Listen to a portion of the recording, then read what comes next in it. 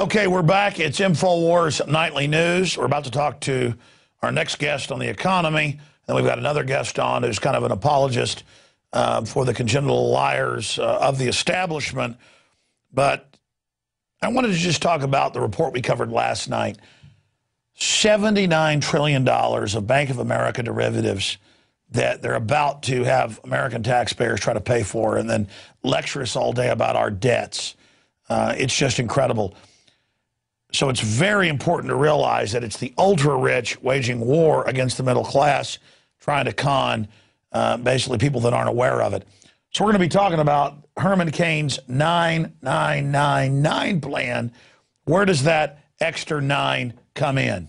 And with more on the economy and this vital election, we're joined by the CEO of Euro-Pacific Capital, Peter Schiff. He's written an excellent article today that infowars.com picked up, Business Insider, and many other sites. There's a hidden 9 in Herman Cain's 999 plan. Now, obviously, my criticism is we were always told by the fair taxers they would get rid of the income tax and bring in a sales tax or VAT. Herman wants both, and those 9s can become 15s, 20s, 30s, as they've done in Europe and England. But then there's also the FICA. They're not going to want to get rid of Social Security in there. They're going to keep 9999. But we'll find out the other hidden 9 that Peter Schiff is talking about here today. Peter, thanks for joining us. Thanks for having me on, Alex. So you've written this article, but break it down. Where is the hidden 9 in Herman Cain's plan? Well, the fourth 9 is the 9% payroll tax that is imposed through what is purported to be a 9% corporate income tax. It isn't a 9% corporate income tax. It actually is a gross receipts tax. And embedded in that gross receipts tax is a 9% tax on payrolls.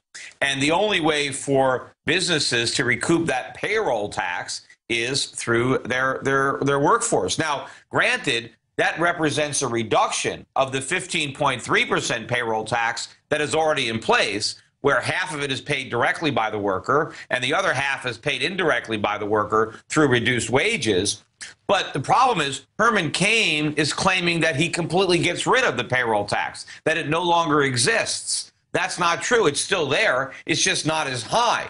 But the problem is the way Herman is selling his plan to the average worker is that he's going to get a reduction in taxes because he's going to have no payroll taxes, and he's going to pay just a 9% income tax and a 9% sales tax. If that were really the case, then pretty much all working Americans would get a tax cut under the Herman Cain plan. Of course, if you retired and they were going to get a tax hike.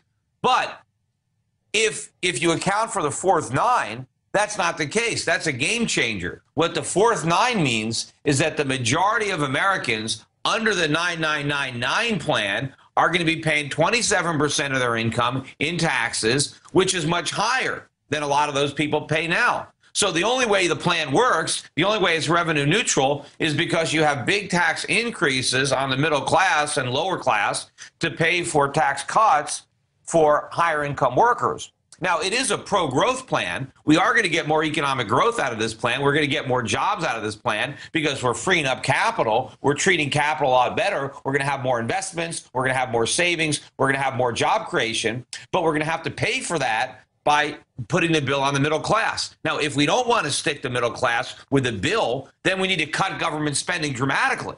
But the government wants to pretend that we can have a growing economy, all this government spending, and stick the bill on the rich. It ain't going to work, because if we try to put the bill on the high income earners, then we're not going to get the economic growth and we're not going to get the jobs. We're just going to have a lot of government and a lot of unemployment. Sure, Peter, let me interject here because this is important.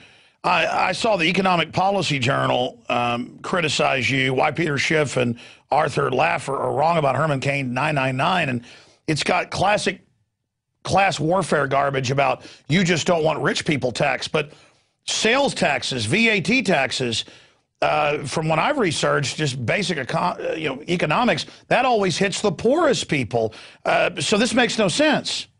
Oh, yeah, and of course, the people that are hurt the most by taxes that discourage job creation are the people who are looking for jobs. So by keeping taxes high on the job creators, we're keeping a lot of people unemployed. They would be better to get a job and then pay some taxes than to be unemployed and pay no taxes. But, you know, Art Laffer is applauding the 999 plan because he doesn't know about the hidden 9. See, I have a difference of opinion. I figured out that there's a fourth 9. Art Laffer doesn't even know that yet.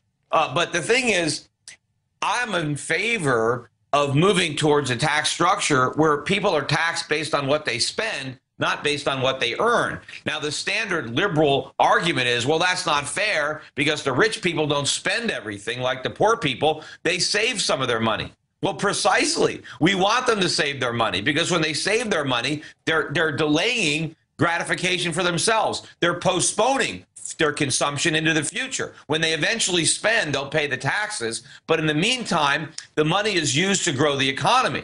It provides capital for businesses. Sure. Either the individual who's earning the money uses it to grow his own business, or he loans it out either through the banking system or directly to some other entrepreneur. So why would we want to take money that was going to be used to grow the economy and send it to Washington where it's going to use it to undermine the economy? All right, Peter, let me expand on that because, you know, I had read your excellent, there's a hidden 9 in Herman Cain's plan today. I hadn't read this full article. Now I've actually had a chance. We were talking to scan over it a bit. And they're actually criticizing you in this, but they're saying you're endorsing his 9999 plan. But I follow you closely. I hadn't seen you endorse Cain's 999 plan. No, I haven't endorsed it, and I think it's a loser in the general election. If Cain gets the nomination with this 999 plan, it's going to come out that there's a fourth 9 in there. And, you know, the public is going to reject it because they're not going to vote for higher taxes on themselves. But my whole point is it shows just how much of the tax burden the rich currently bear. I mean, if you're going to reduce the taxes on the upper income people so that it's the same as people that earn less money, you can't do that. So either you've got to massively cut government spending or you've got to raise taxes on the middle class in order to cut taxes on upper income earners. But if we don't let me quantify this. Taxes, we're not going to get growth. Let me quantify this because I had a college student call me today and he said, you don't want to redistribute the wealth of the 1%. You know, you're basically anti-American. But it wasn't reality-based. And so quantify that. You're explaining to people, if you cut the taxes on the rich, yeah, that would speed the economy up. But this plan actually increases it overall on the poor who aren't paying a lot of taxes right now. And that'll cause issues as well. That's what you're getting at, right? But it's also increasing taxes on the middle class. Most people are going to get a tax hike under this plan. See, the real problem is government is too big. Government is too expensive. We have to cut government so that we don't have to raise taxes on anybody. In fact, if we cut enough government, we can lower taxes on everybody. But if we want all this government that we have now, it is very expensive. And we can't put the bill just on the rich because then the economy collapses. So if we want all this government, the truth is the middle class has got to pay for it. And people think that the rich are getting away with murder. Look, I'm paying about half my income in taxes right now. I don't know how much more I can take. Yeah, is it, you know, they're trying to pretend that the rich are paying less in taxes than their secretaries. That's nonsense. And not only are the rich paying higher rates than their secretaries, but in absolute numbers, I mean, think about Warren Buffett. They're saying he's paying less rate than his secretary. They're saying Warren Buffett is paying 17%. Yeah, but he's paying like $10 million a year. I mean, his secretary might be paying a higher rate, but maybe she's only paying $10,000 versus his $10 million. But it's also a lie because Warren Buffett is the biggest shareholder of Berkshire Hathaway. He doesn't even take a salary. He works for free.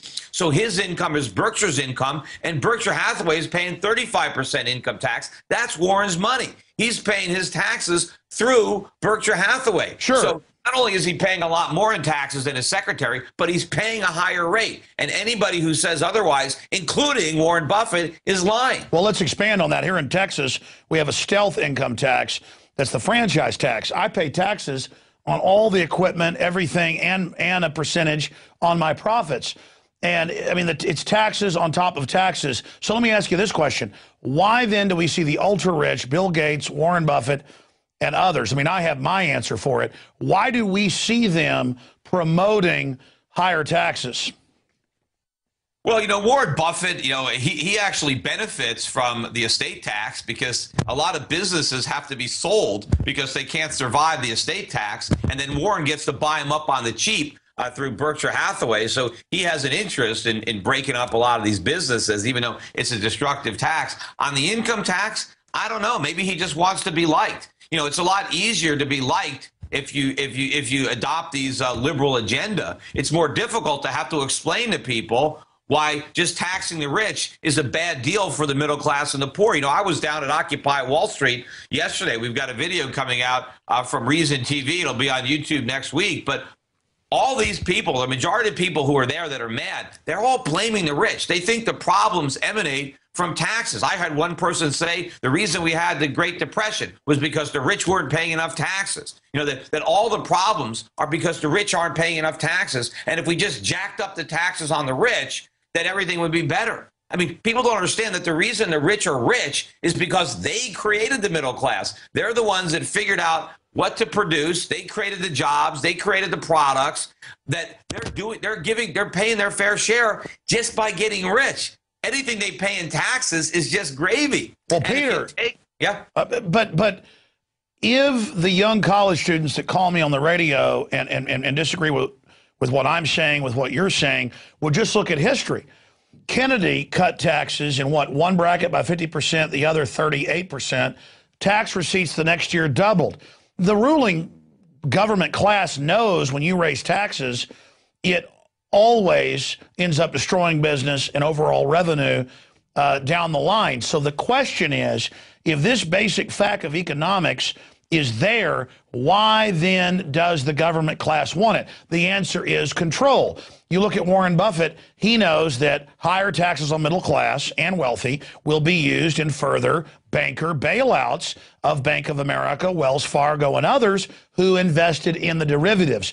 And I think in that lies the answer. You talked about him wanting to keep the estate tax to break up companies. That's it. The ultra-rich, in many cases, have an incentive through government to use regulations and insider deals. Take General Electric, moving jobs offshore, getting tax exemptions, but then always calling for higher taxes on the general public. I mean, I think it's that crony capitalist element that's involved in all of this that's sicking the working class.